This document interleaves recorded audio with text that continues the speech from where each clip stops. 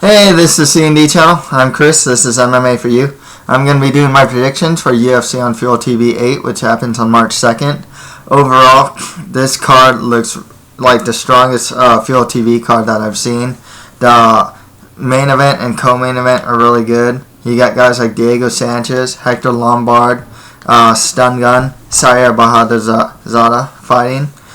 Even the Facebook prelims look good. You got prospects like Brad Tavares and Alex Caceres fighting, and some UFC newcomers as well. I'm really looking forward to this card, actually. Okay, let's get started. Okay, the Axemaker Wanderlei Silva fights the All-American Brian Stann.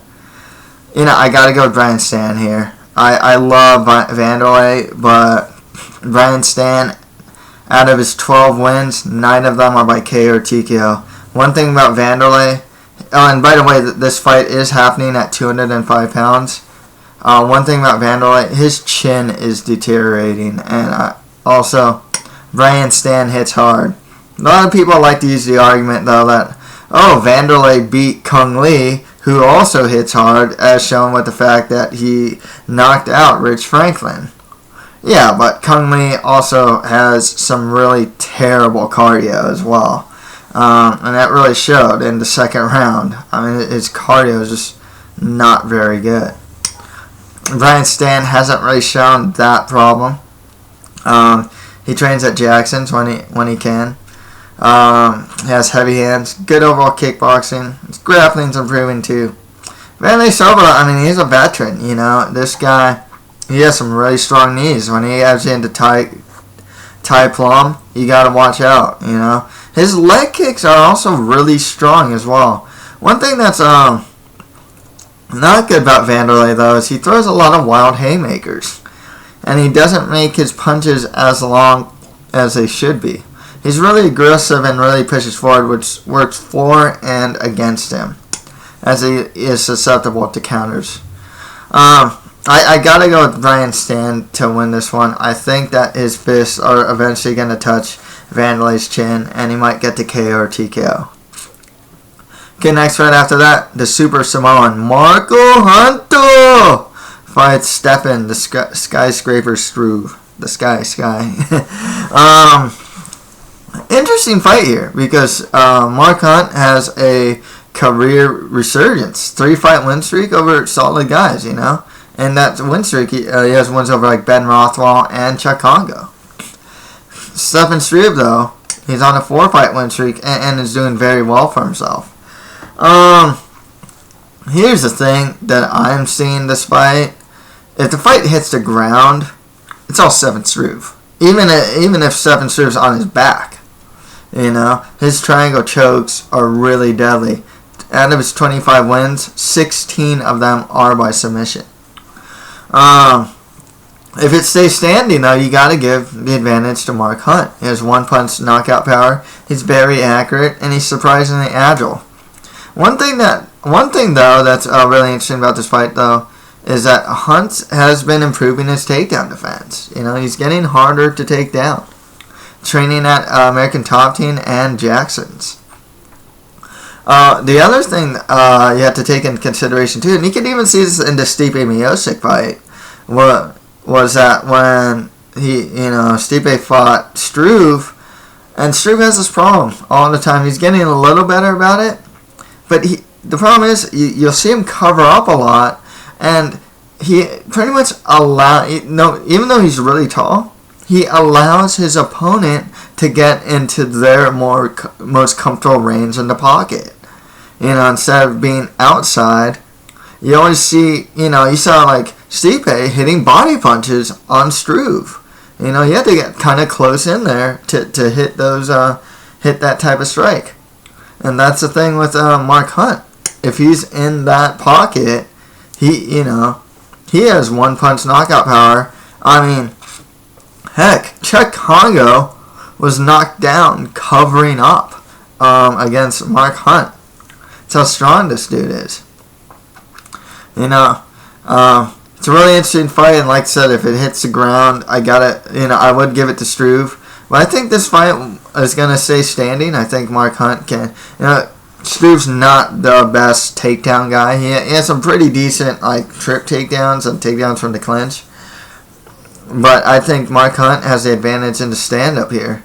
I got to go with Mark Hunt to win this one, man. Cardio, though, does worry me. I don't know how. I think Struve overall has the better cardio than Hunt. So that does worry me as well. Okay, next right after that, we have Takanori Gomi versus Diego the Dream Sanchez. Gomi has something of a career resurgence as well. He's on a 2-fight win streak. He just had his most recent victory over Mac Danzig. This fight will be at 155. Gomi, this guy's one-punch knockout power and a really strong chin. He's been something of a brawler these days. Keeps his hands down a lot of times.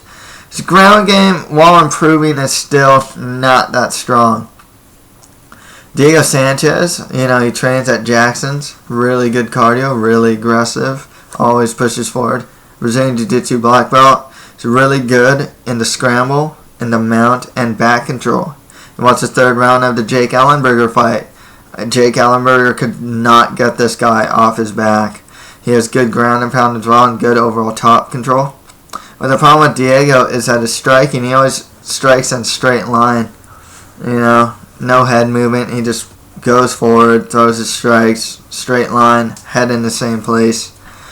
Gomi could potentially get a counter off of that. A lot of people have got counters off of that. Gomi does have some pretty good takedown defense, however. I can't see Diego eventually getting the fight to the ground and winning with top control. Maybe uses vaunted ground and pound or whatnot to get the win here. So I got Diego Sanchez winning that one. Next fight after that, really interesting fight here. Next we have Hector Lightning Lombard versus Yushin Thunder Okami.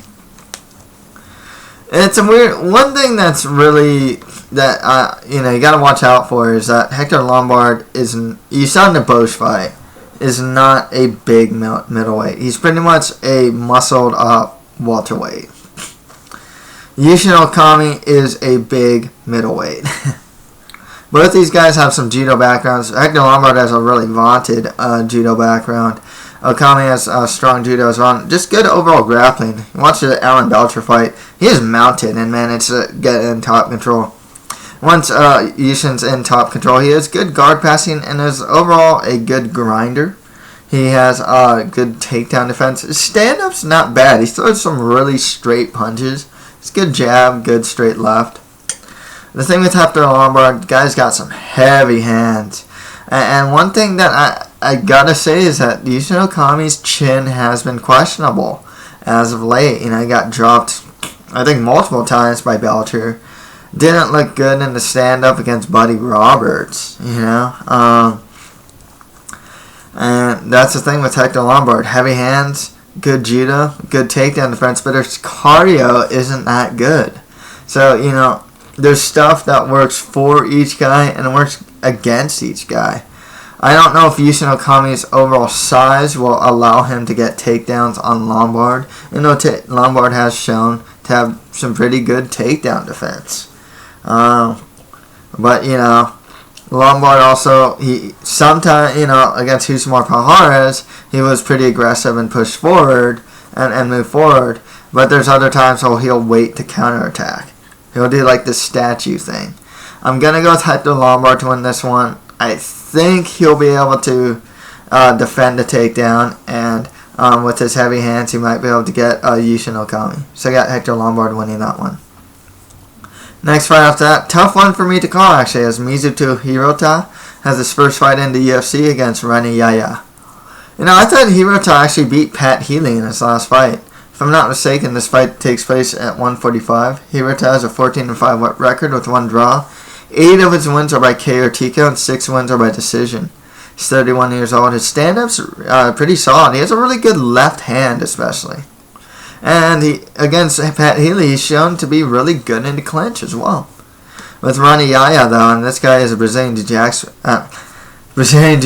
black belt and a submission specialist. There's really strong grappling. 17-7 record with 15 of those wins being by submission. He trains at Constrictor Team. I believe like Paulo Thiago trains there as well. He's only 28 years old. Tough one for me to call, but I'm going to go with Rani Yahya. I think he'll be able to take the fight to the ground. His last fight, he took the fight to the ground against Josh Grisby and managed to get a north-south choke. I think Yahya will be able to use his grappling, get the fight to the ground, maybe get a submission as well. Okay, in the final fight of the main card, you have Siyar Bahadurzada versus Dong-Hyun Kim, the stun gun. With Siyar, this guy, 7-fight win streak, trains at Black Zillions, and he has some strong kickboxing. However, there's something of like a curse of the Black Zillions, in the UFC. Ryan Jimmo lost his fight. Rashad Evans and Overeem lost their fights. Michael Johnson lost against Miles Jury. Melvin Gillard lost against Jamie Varner. Who else? There was something pretty recent too with Black Zillion that lost. Yuri Villafort lost to Nashawn Burrell. So there's kind of like this curse of the Black Zillions in the UFC, which honestly might sound comical, but it's actually very real. Dong-Hyun Kim, though, this guy's judo game is really good, and he's big for a weight class, and he has some really good guard passing and suffocating top control. His stand-up's actually improving. But quite honestly, I think that stun gun will be able to neutralize Siyar's kickboxing, be able to use his judo and overall grappling to clinch and get the fight to the ground and win with his top control. So I got stun gun winning this one. Okay, on to the Facebook prelims. Ricky Fukuda fights Brad Tavares. Ricky Fukuda is a solid middleweight. He has good wrestling and good striking. 19-6 record, 7 of those wins by KO TKO. Brad Tavares, though, and I honestly feel this way, that, he's only 25, and I think in the future this guy will be a top 10 middleweight. He has a 9-1 record, 2-fight win streak, showed some really good improvements against Tom Conor Watson. I liked his defense in the stand-up. He showed strong takedown defense as well against guys like Aaron Simpson. He's training at Extreme Couture, and I believe his cornerman is Ray Sefo. I'm just really impressed with Brad Tavares' stand-up. It's solid, both offensively and defensively. His takedown defense is really good. I gotta go with Brad Tavares to win this one. Okay, next fight after that, Takeya Mizugaki fights Misha Tate's boyfriend, Brian Caraway. It's always gotta be mentioned when talking about Brian Caraway. I'm sorry. Or you can call him Miss Misha Tate or whatever you want to call him. But Caraway, this guy is a very solid grappler. He trains at Team Alpha Male. Good Brazilian Jiu-Jitsu. Good overall grappling. Stand-up has something left to be desired. Watch him against like Mitch Gagnon. The guy was getting like kneed and punched a lot. Takeya Mizugaki, this guy has some strong kickboxing and a good chin. He also has some really underrated grappling. He actually has a pretty good takedown game from the clinch. His top control isn't that bad. His ground and pound is pretty strong. And his overall submission defense is really good. And considering that Caraway mainly is a Brazilian Jiu-Jitsu guy, 15 of Caraway's wins are by submission out of 17 total wins. With Mizugaki's overall submission defense, I gotta go with Mizugaki to win this one. I think he'll beat him up in the stand-up, be able to defend the submissions if the fight hits the ground. Okay, next fight after that, Cristiano Marcelo fights Kazuki Tokudome. It is Kazuki's first fight in the UFC. He's on a 2-fight win streak. He's 25 years old, 11-3 record with 1 draw, 5 wins by KO TKO, and 3 wins by sub. Cristiano Marcelo is one of the top Brazilian Jiu-Jitsu black belts out there. However, you can see it in his last couple fights. He hasn't shown it. He doesn't have the best takedown game, but when it does hit the ground, he's really good.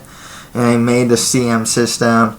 His cardio isn't that great, and it's kind of alarming. You saw against like Reza Madadi that he's choosing to strike a lot, even though he's not. He's a very weak striker. You know, because of that, I gotta go with Kazuki Tokudome to win this one. Okay, next fight after that, Bruce Leroy, Alex Caceres fights Kung Ho Kang. Okay, I have to say I don't know much about Kung Ho Kang. Actually, it's his first fight in the UFC. He has an 11-6 record with 2 wins by KO TKO, 8 wins by sub. He's 25 on a 3-fight win streak. Considering he has 8 submissions, you can assume that out of 11 wins, you can assume that he has a pretty good submission and Brazilian Jiu-Jitsu game. So does Alex Caceres. Ironically, though, he has an 8-5 record, 4 wins by sub, but 4 losses by sub. He's 24 years old, 2-fight win streak. His stand-up is pretty unorthodox. This guy will try and throw Street Fighter style fireballs and kind of be a showman sometimes.